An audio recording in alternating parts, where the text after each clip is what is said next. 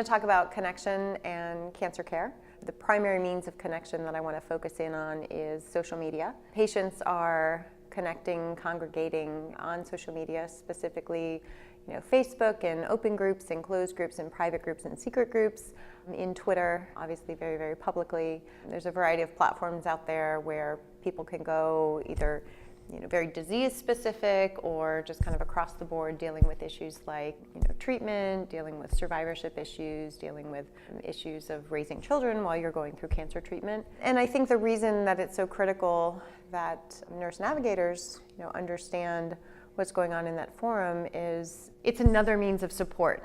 From a nursing position or from a navigation perspective, you can provide this information to your patients. I remember, when I was diagnosed, I didn't have anybody that was really in my age range dealing with the same types of things I was dealing with.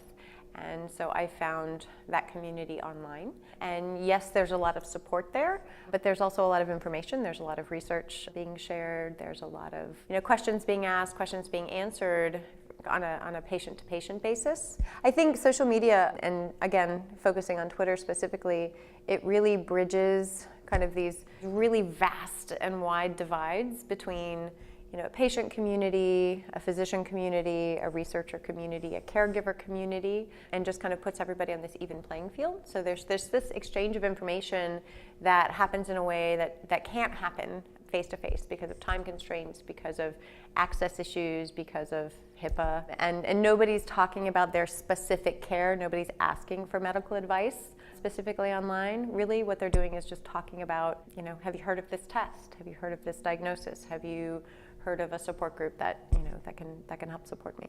And in addition, after listening to the first couple of presentations, I feel like there's a huge opportunity for the oncology nurse community to really come together on social and start to build their own network.